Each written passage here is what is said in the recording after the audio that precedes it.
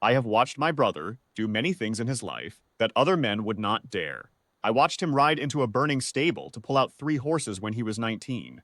I watched him stand before our father, that cold, enormous man, and refuse to sign away a tenant family's lease and not flinch once. I have seen him face down magistrates, generals, and the collective disapproval of every drawing room in 3 counties.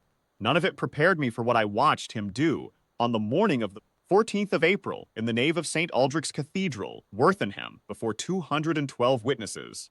I should tell you about Cecily Marin first, because that is where the story begins, and because she deserves to be seen clearly. She was not what society called remarkable. That was the whole of society's error. She had no great fortune, no illustrious name, no mother alive to steer her through the marriage market.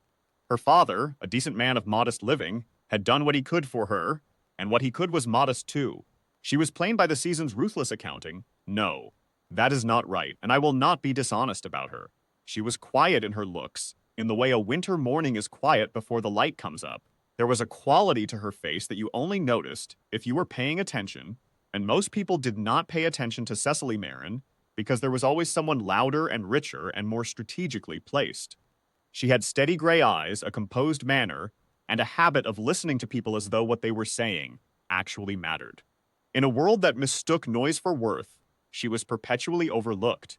My brother noticed her 3 years before the cathedral. I do not know the precise moment. Caspian has never been a man to narrate his own interior life, but I know it happened at a supper at Lord Fenwick's estate because he mentioned, in passing, that a Miss Marin had made a point about Burke's essay that none of the gentlemen at the table had managed, he said at once. My brother does not repeat himself, but I filed it because he almost never noticed anyone.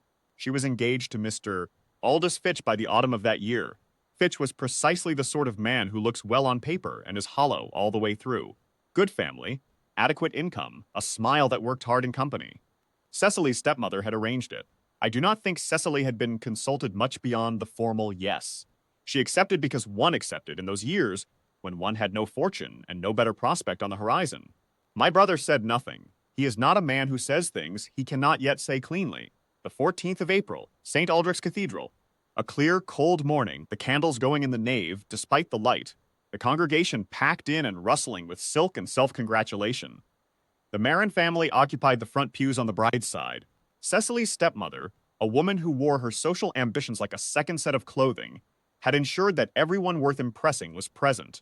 I was sitting near the back with Caspian, who had been invited by Lord Fenwick, an old family connection. I remember thinking he looked at the altar for a long moment when we came in and then sat very still. The organ played. The procession moved. And there at the altar, in a gown of ivory silk that was too fine for her budget, and which I later learned she had sewn herself, stood Cecily Marin. She was composed. That is the thing I will never forget, how completely composed she was. She stood at the altar of that enormous church, and she waited.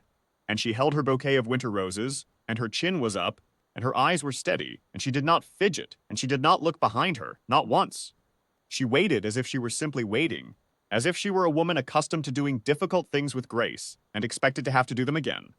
The minutes stretched. 10, 20. I heard the whispers start, that soft, terrible hiss of 200 people realizing simultaneously that something had gone wrong. I heard Cecily's stepmother make a sound behind her fan. I heard Lord Fenwick say something quietly to the gentleman beside him, and I felt the air in the cathedral change. The way air changes when a kindness that has been withheld becomes official, when a humiliation moves from possible to certain. Fitch was not coming. He had looked at whatever he had decided to look at. Some wealthier prospect, some colder calculation, and had simply not come. No note, no word, no backward glance. Still Cecily did not move. 30 minutes. 40. The vicar had long since abandoned his liturgical composure. The congregation had stopped pretending to look forward. Her stepmother had gone the color of old linen, and Cecily Marin stood at the altar of St. Aldrich's Cathedral with her winter roses and her sewn gown and her steady gray eyes, and she did not collapse, did not weep, did not run. She simply stood, because there was nowhere else to stand, because to move was to admit what everyone already knew, and she was not going to give them that, not a second more than she had to. It was at precisely that moment that I heard my brother set his gloves down on the pew beside him. The sound was almost nothing, a small, deliberate sound. I looked at him. His face was still the way it goes still when he has made a decision, and the rest of the world simply has not caught up yet. He had been sitting with his hands folded and his eyes forward for 40 minutes, and something in him had reached its end. He stood. He did not look at me. He did not look at Lord Fenwick. He stepped out of the pew into the aisle, and he began to walk. I do not think I breathed. The nave of St. Aldrich's is not a short nave. It is the full length of a serious cathedral, and every pew on both sides was full, and every face in every pew turned as my brother walked it. He is not a small man. He is the Duke of Velmoor, which in Worthenham means something specific and considerable, and he walked in the manner of a man who has decided on a thing and has no interest in being interrupted. No hurry, no performance. Simply a man walking toward a woman who was standing alone and had been standing alone for too long. The whispers stopped. 212 people, and not one of them made a sound. He walked the full length of that nave, and he came to stand beside her at the altar, and Cecily turned, and for a moment they simply looked at one another. Her gray eyes his dark ones. The winter roses in her hands, the whole ridiculous, unkind machinery of that morning hanging in the air around them. Miss Marin, my brother said. He said it quietly. He said it the way you say a name when you have been carrying it for a long time, and have decided, finally, to set it down in the right place. And then he held out his hand. I watched her look at it. I watched her look at him. I watched whatever was composed in her, that extraordinary, hard-won composure she had held for 40 minutes under the eyes of everyone who had ever underestimated her. I watched it hold, and then soften, just slightly, at the edges, not collapse.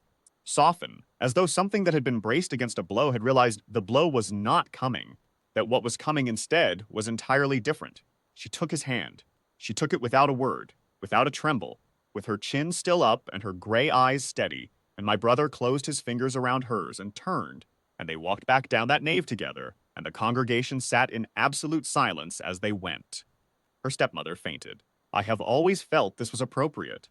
The rest of the season, as you might imagine, had a great deal to say about it. Society is never short of things to say.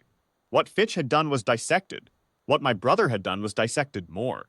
There were those who called it extraordinary, and those who called it impulsive, and always those, who wondered what on earth could have possessed the Duke of Velmoor to walk the length of a cathedral for a woman of no fortune and no particular standing. My brother did not explain himself. He has never explained himself. He does not consider it necessary. They were engaged within the fortnight. They were married in the same cathedral. Different morning, different weather, same nave. At the end of May, I stood beside my brother at the altar and watched the doors open and watched Cecily Marin walk toward him in a gown she had not had to sew herself this time, and I watched my brother's face do something I had only ever seen it do once before in my life, which was the day our mother died, open, completely, into something unguarded and true. She reached him. He took her hand again, the same hand, the same hold.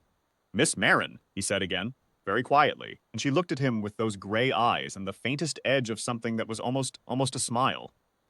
It is Velmoor now, she said. And it was. I have thought about that April morning many times since, about what it costs a person to stand still for 40 minutes at an altar in front of 200 witnesses and not break, about what it costs a man to stand up in the back pew of a cathedral, alone, and walk the full length of it toward a thing he has not yet been invited to do. Two people who refused, each in their own way, to bow to what the morning had decided for them. One by staying upright when it would have been easier to fall, one by standing up when it would have been easier to sit. My brother has never told me what he thought about in those 40 minutes. I have never asked. I think some things belong only to the person who lived them.